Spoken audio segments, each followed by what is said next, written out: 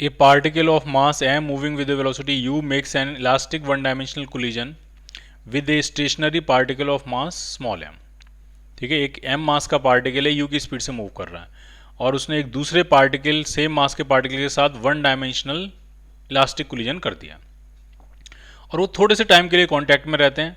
They are in contact for a brief time to time के लिए contact में रहते हैं और फोर्स ऑफ इंटरेक्शन जो है उनके बीच का जो फोर्स है उसका वेरिएशन दिया उस टाइम इंटरवल के लिए. कह रहे हैं 0 से एफ नॉट तक वो फोर्स बढ़ता है लीनियरली t/2 टाइम तक और अगले t/2 में वो घट के फिर से 0 हो जाता है. तो एफ नॉट की मैग्नीट्यूड पूछ रहे हैं आपसे कितना होगा. ठीक है, तो जरा इसमें ढंग से देखिए आप. अगर मैं डायग्राम बनाऊं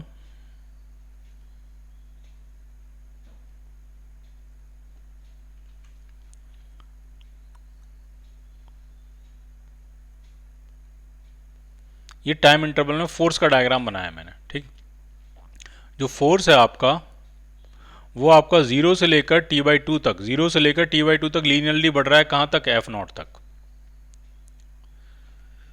और फिर t/2 से t तक वो लीनियरली घट के 0 हो जा रहा है.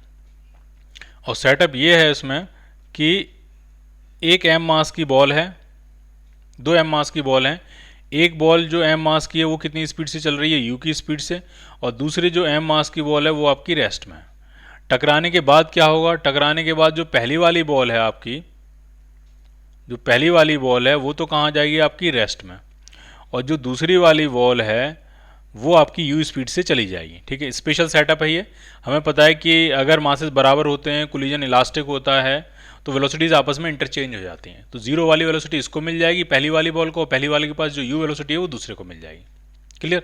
लेकिन हमसे पूछा कि जब ये टकरा रही होंगी, जिस मोमेंट पे ये हिट हो रही होंगी, बना के दिखाता हूँ, जिस मोमेंट पे ये हिट हो रही होंगी उस टाइम सिचुएशन कुछ इस तरह से दिखेगी आपको. ड्यूरिंग कोलिजन इनके बीच में इस तरह से ये फोर्स लग रहा होगा.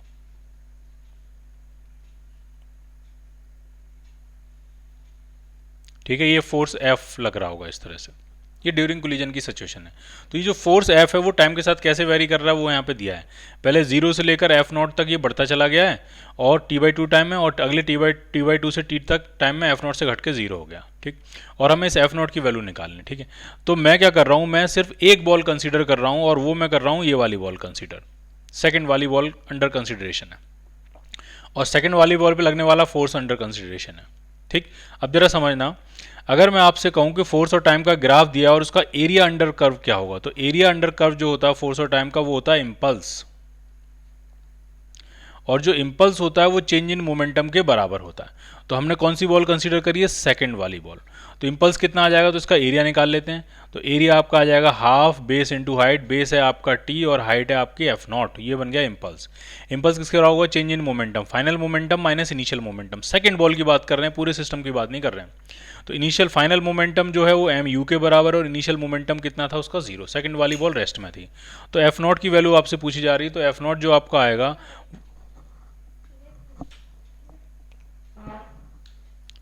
2mu upon T. ये बनेगा आपका F naught 2mu upon T. ये मैग्नीट्यूड आ जाएगा एफ नॉट का. So your answer is B part. Clear?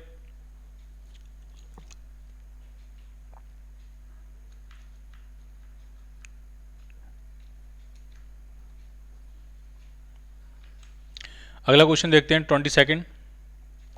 To balls of equal mass have head on collision with speed 4 metre per second. दो balls हैं equal mass के हैं, head on collision कर रहे हैं और उनकी स्पीड है 4 metre per second. Each travelling in opposite direction, यानी दोनों की सेम स्पीड है. एक बॉल अगर इधर से आ रही है, एक बॉल इधर से आ रही है, दोनों मास सेम है और स्पीड भी दोनों की सेम है 4 मीटर पर सेकेंड. ठीक, और कोफिशिएंट ऑफ रेस्टिट्यूशन दिया आपको हाफ. तो आफ्टर इम्पैक्ट पूछ रहे हैं स्पीड कितनी होगी. तो बना लेते हैं, ऐसा क्वेश्चन हमने चेक पॉइंट्स वगैरह में भी किया था. तो एक बॉल ये है, एक बॉल ये है.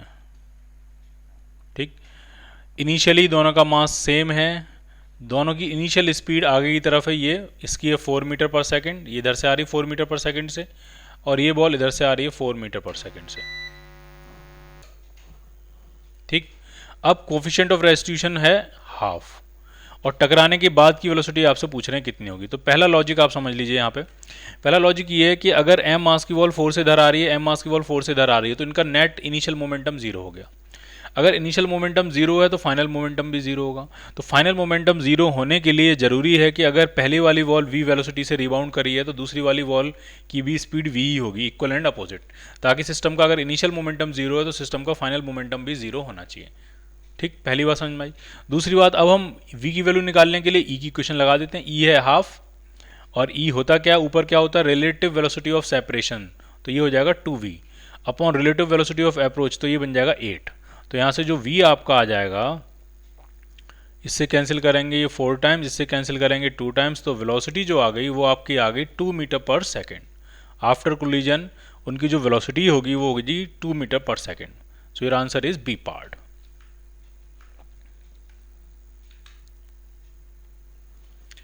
A metal ball falls from a height of 32 meter on a steel plate.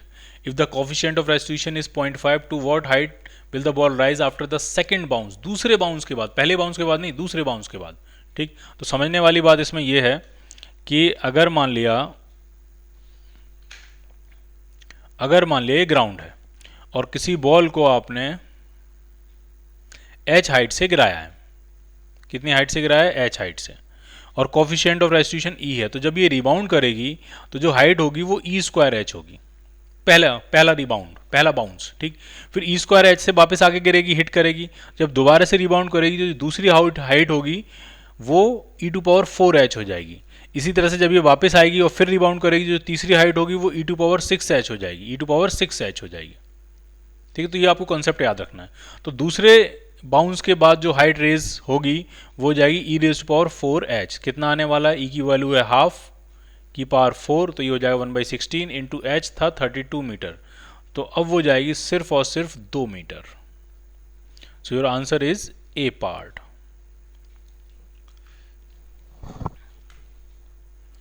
A mass m with velocity u strikes a wall normally and returns with the same speed. m मास है, u की इसकी speed है, दीवार को hit करती है और उसी स्पीड से वापस आ जाती है। चेंज इन मोमेंटम पूछ रहे हैं, बहुत ही सिंपल है, 2mv। जो चेंज इन मोमेंटम होगा, मोमेंटम में होने वाले चेंज का magnitude of change in momentum, तो गया mu से आया -mu से, तो चेंज हो जाएगा -2mu, और सिर्फ मैग्नीट्यूड पूछ रहे हैं तो 2mu आंसर बन जाएगा। मोमेंटम में होने वाले चेंज का मैग्नीट्यूड 2mu। क्लियर? मोमेंटम के मैग्नीट्यूड में होने वाला चेंज 0। अगर ये पूछा होता मोमेंटम में के मैग्नीट्यूड में होने वाला change in the magnitude of momentum, so it will be 0।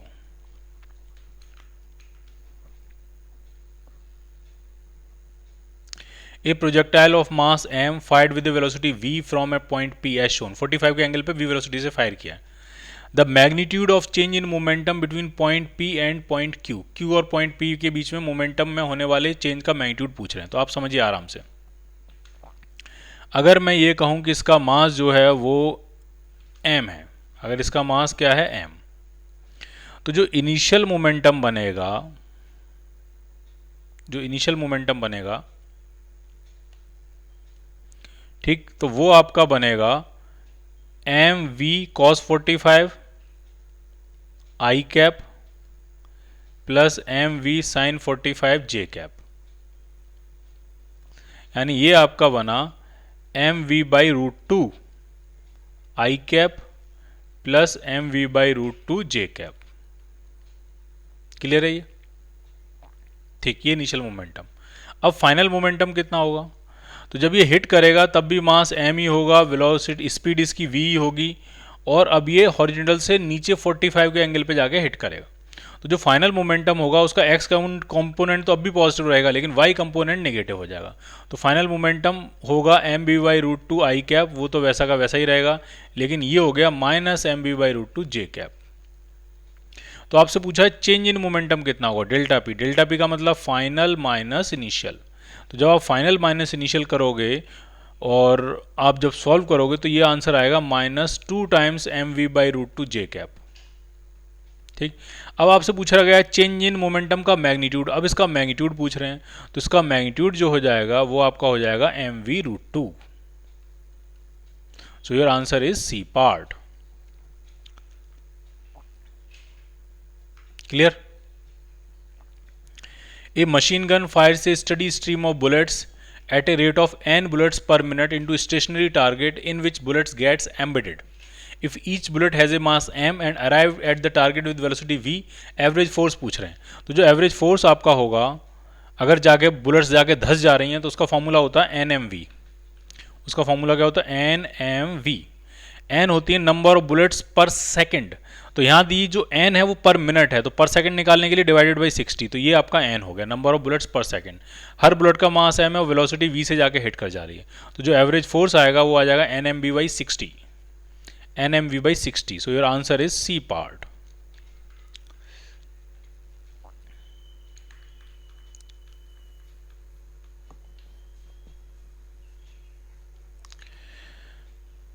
$10,000 small balls, each of weight 1 gram, strikes 1 centimeter square area per second with a velocity of 100 meter per second in the normal direction and rebound with the same velocity.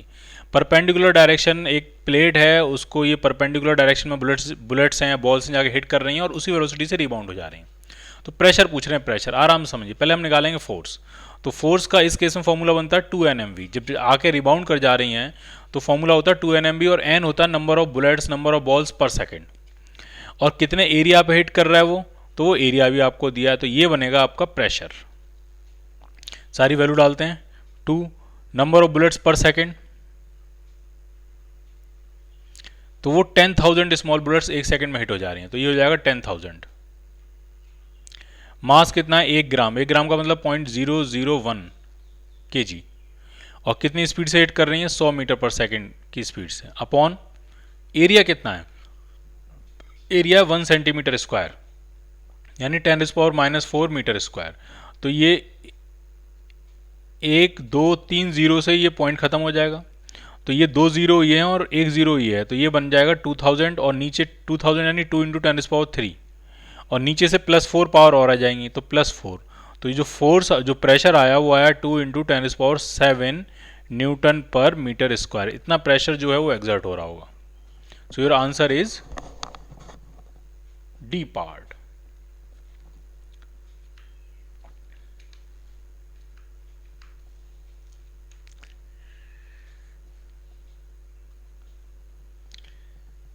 A block C of mass m is moving with velocity v0. इसको ढंग से समझना, अच्छा question है ये.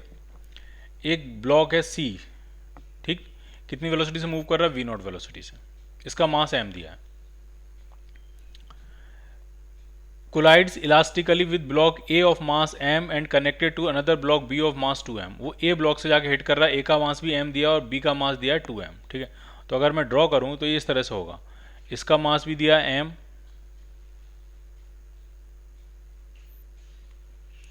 ठीक है. इसका मास भी कितना दिया आपको? m. और 2A जो ब्लॉक है उसका भी मास दिया m और जो B ब्लॉक है उसका मास दिया आपको 2m. ठीक. स्प्रिंग कांस्टेंट ये जो है वो k दिया हुआ है. स्प्रिंग कांस्टेंट आपको k दिया हुआ है. ठीक है. What is the value of k if x0 is the compression of spring when velocity of A and B are same. जब A और B ब्लॉक की वेलोसिटी सेम होती है तब उसमें x0 का कंप्रेशन होता है स्प्रिंग में और k की वैल्यू क्या होगी वो आपसे पूछ रहे हैं. ठीक. जरा आप समझिए. सबसे पहली बात, ये m मास का ब्लॉक m मास के ब्लॉक से हिट कर रहा है. कोलिजन इलास्टिक है तो वेलोसिटीज इंटरचेंज हो जाएंगी. तो सबसे पहली बात ये है कि कोलिजन होने के बाद क्या होगा कि ये c तो आ जाएगा आपका रेस्ट में और a के पास वेलोसिटी आ जाएगी v0. तो आगे के डायग्राम में यहाँ बनाता हूँ. तो ये आपका m मास का ब्लॉक है, इसके पास वेलोसिटी है v0 और ये आगे स्प्रिंग लगी हुई है और उसके साथ जो मास कनेक्टेड है वो है आपका 2m का मास. ये a है और ये b है. अब कंप्रेशन कह रहे हैं x0 कब? जब ये दोनों सेम वेलोसिटी से चल रहे होते हैं. तो वो जो सेम वेलोसिटी होगी वो क्या होगी? तो वो होगी सिस्टम के सेंटर ऑफ मास की वेलोसिटी. क्लियर? तो सेम वेलोसिटी क्या होगी जरा समझिए. वो सेंटर ऑफ मास की वेलोसिटी होगी. कितनी होगी? तो vcm जो निकालेंगे हम वो आपका आ जाएगा m × v0 + 0 upon m1 + m2 यानी 3m. तो वो सेम वेलोसिटी आ रही है v0/3. ठीक. या आप चाहो तो वो सेम वेलोसिटी फाइंड भी कर सकते हो. कैसे? देखिए, जैसे मैंने कहा कि दोनों सेम वेलोसिटी से मूव कर रहे हैं. वो वेलोसिटी इसकी भी v है, इसकी भी v है वो वेलोसिटी और इसकी भी वेलोसिटी v है. तो हम लगा रहे हैं कंजर्वेशन ऑफ मोमेंटम. क्यों लगा रहे हैं कंजर्वेशन ऑफ मोमेंटम? इसलिए लगा रहे हैं ताकि ये स्प्रिंग फोर्स इस सिस्टम का इंटरनल फोर्स है वो मोमेंटम चेंज करेगा नहीं। अगर initial momentum M V naught है तो फाइनल मोमेंटम भी उसी के बराबर होगा। तो इसमें कंजर्वेशन ऑफ मोमेंटम की इक्वेशन लगाने जा रहे हैं। Initial momentum M V naught is equal to final momentum, तो ये बनेगा एम वी प्लस 2mv।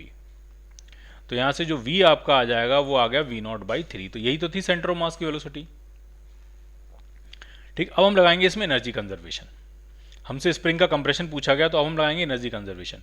तो इनिशियली थी सिर्फ kinetic energy half M V naught square, और फाइनली जो है वो काइनेटिक भी है और पोटेंशियल भी। काइनेटिक कितनी होगी, तो हाफ एम मास जा रहा है वी नॉट बाई 3 से, प्लस हाफ 2m मास भी जा रहा है वी नॉट बाई 3 से, प्लस स्प्रिंग के अंदर जो इलास्टिक पोटेंशियल एनर्जी स्टोर होगी वो होगी हाफ के एक्स नॉट स्क्वायर। अब हम थोड़ा इसको सेटल करेंगे, देखते जाइए कैसे सेटल कर रहे हैं। ये हाफ हाफ हाफ, ये हाफ सारे कॉमन ले कैंसिल आउट हो गए। तो इधर तो आ रहा है एम वी नॉट स्क्वायर, और इधर क्या आएगा, तो V naught square by 3, V naught by 3 का होल स्क्वायर अगर हम कॉमन लें तो ये आ जाएगा वी नॉट स्क्वायर बाई 9, और अंदर बचेगा m plus 2m, that means 3m, plus half तो चला गया के एक्स नॉट स्क्वायर। तो ये 3 से 3 ये आ जाएगा। तो ये एम वी नॉट स्क्वायर और ये M V naught square by 3 इसको इधर लाएंगे तो ये बन जाएगा 2/3 M V naught square is equal to K X naught square. तो एक्स नॉट स्क्वायर से इधर ला के डिवाइड कर दो तो के की वैल्यू आ गई। तो जो स्प्रिंग कांस्टेंट आपका आया वो आपका आया 2/3 M V naught square by X naught square. ठीक, तो ये क्या आया 2/3 M V naught square by 2/3 M V naught square by x naught square. So your answer is D part.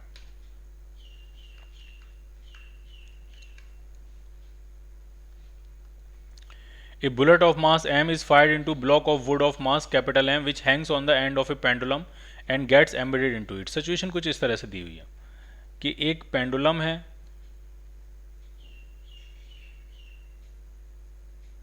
इसका मास कैपिटल M है और उसमें एक बुलेट फायर कर रहे हैं।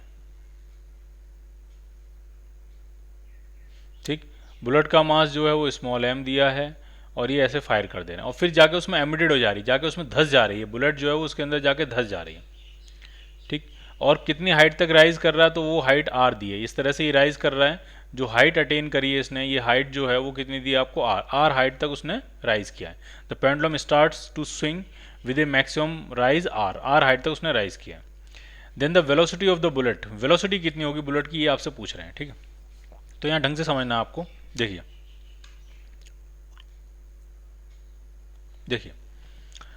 सिचुएशन ये है कि अगर ये r हाइट तक राइज कर गया तो हिट होने के बाद जब बुलेट उसके अंदर एम्बेडेड हो जाएगी तो उसके बाद after collision, after perfectly inelastic collision, उसके पास वेलोसिटी √2gr होनी चाहिए।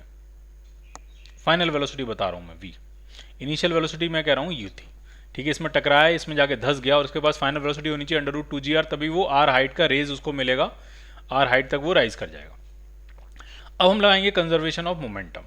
ठीक, तो इनिशियल मोमेंटम कितना होगा mu प्लस 0 और फाइनल मोमेंटम कितना हो जाएगा, तो वो जाएगा small m plus capital M into velocity हमने फाइंड कर ली कितनी √2gr। तो आपसे बुलेट की वेलोसिटी पूछी गई तो u कितना आ जाएगा, तो ये आ जाएगा small m plus capital M upon small m into √2gr। Clear? So your answer is B part. अब इसमें एक जो गलती होने के चांसेस है वो आप समझ लीजिए। इसमें ये नहीं करना है कि आप शुरुआत में ये लॉजिक कहो कि ऐसा है बुलेट की जो काइनेटिक एनर्जी है वही सीधे सीधे उसको r हाइट तक लेके जा रही है, तो बुलेट की kinetic energy is equal to potential energy of bullet plus block. ऐसा नहीं है। क्यों? जब बुलेट आगे इसमें धंस जाएगी तो ये जो कोलिजन हुआ ये परफेक्टली इनइलास्टिक कोलिजन हुआ और उसमें काइनेटिक एनर्जी का लॉस होगा। तो यहाँ से यहाँ तक तो हम सिर्फ मोमेंटम कंजर्वेशन की इक्वेशन लगा सकते हैं। फिर एक बार जब उसके अंदर एम्बेडेड हो जाएगी, एक सर्टेन वेलोसिटी v गेन कर लेगी, उसके बाद जब ये ऊपर स्विंग करके जाएगी तो अब इसमें आप एनर्जी कंजर्वेशन लगा सकते हो। तो इसी में मैंने एनर्जी कंजर्वेशन पहले लगाया तो √2gh वेलोसिटी लिख ली है और उसके बाद यहाँ से यहाँ में क्या लगाया, मोमेंटम कंजर्वेशन। डायरेक्ट ये मत कर देना कि half m u square is equal to सीधे m plus m g h की जगह r, तो सब गलत हो जाएगा। क्लियर?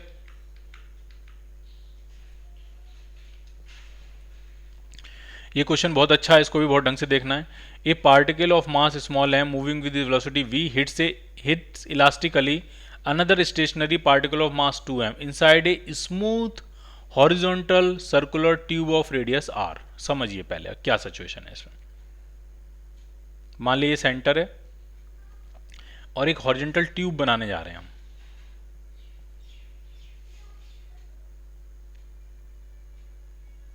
ये हॉरिजॉन्टल ट्यूब, उसके अंदर पार्टिकल या बॉल बना लेते हैं हम, और इसमें इस तरह ही हॉरिजॉन्टल है। ये जो देख रहे हो ये टॉप व्यू है,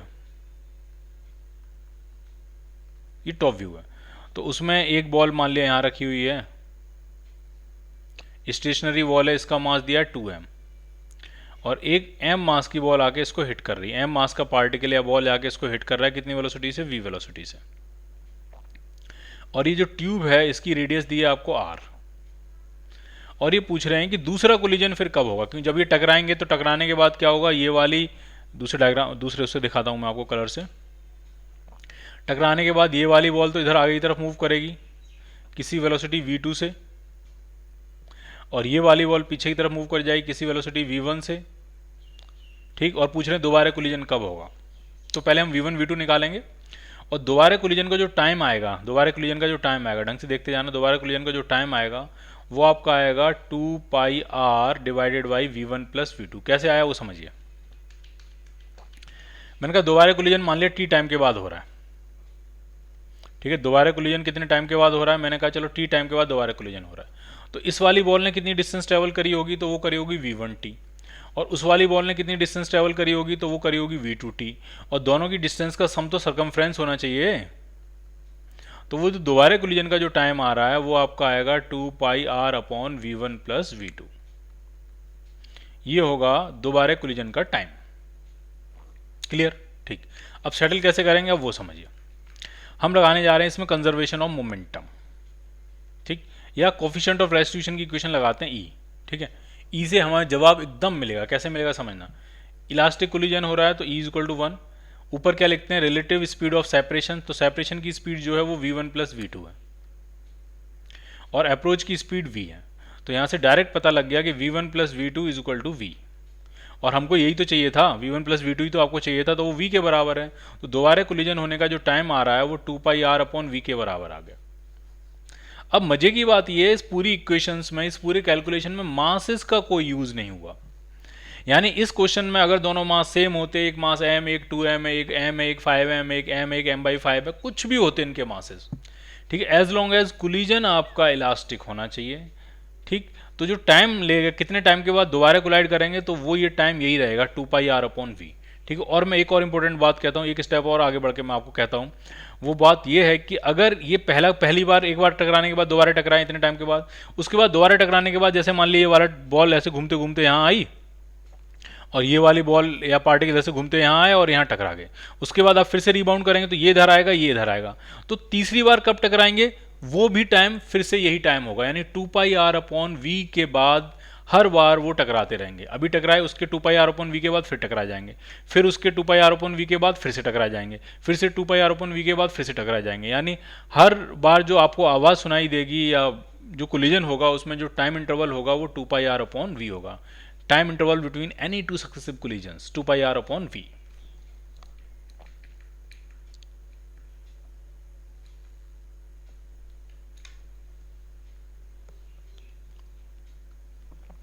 A bullet of mass 20 gram and moving with a speed of 600 meter per second collides a block of mass 4 kg hanging with a length of 0.4 meter. What is the velocity of bullet when it came out of the block if block rises to a height of 0.2 meter after the collision?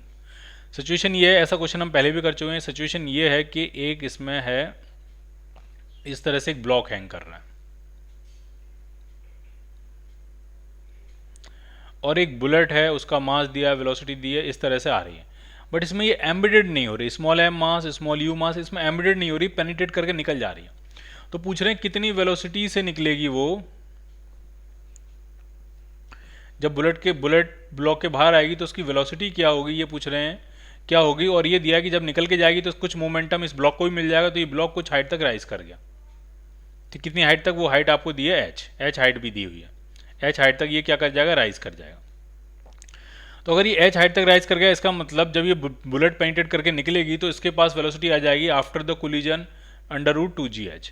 अब हम लगाएंगे conservation of momentum, क्योंकि kinetic energy conserve नहीं रहेगी। मैं फिर से बता रहा हूँ, बहुत सारी काइनेटिक एनर्जी हीट में कन्वर्ट हो गई होगी इस पेनिट्रेशन की प्रोसेस में। तो इनिशियल मोमेंटम है m into U, final momentum कितना होगा, तो वो होगा capital M into under root 2gh, क्योंकि वो h हाइट तक गया है, प्लस स्मॉल m के पास वेलोसिटी बची है स्मॉल v, और ये स्मॉल v आपको फाइंड करना है। इसमें सब कुछ आपको दिया है, सिर्फ और सिर्फ स्मॉल v आपको फाइंड करना है। सारी वैल्यू डालो, सॉल्व करो, आपको आंसर मिलेगा।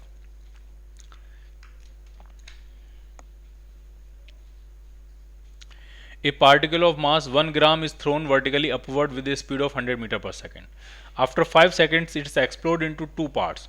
One part of mass 400 gram emerges with a speed of 25 meter per second in the downward direction. What is the velocity of other part just after explosion? तो draw कर लेते हैं, कोई मुश्किल नहीं, बहुत ही सिंपल है। 1 kg का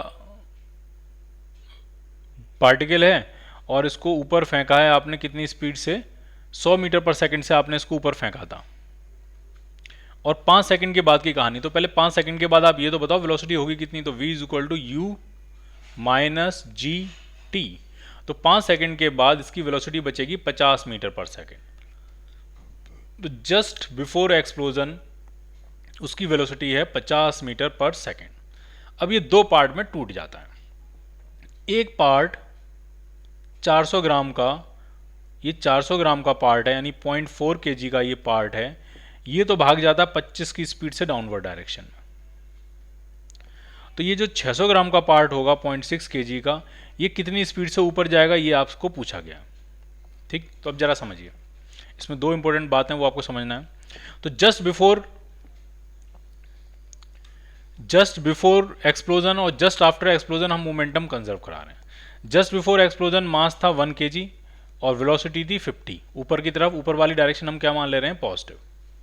ठीक, is equal to just after explosion क्या है, तो 0.4 kg की तो स्पीड आ गई है 25, तो इंटू करेंगे -25, और पॉइंट जो 6 kg वाला है उसकी वेलोसिटी ऊपर की तरफ है, वो हमें निकालनी है v।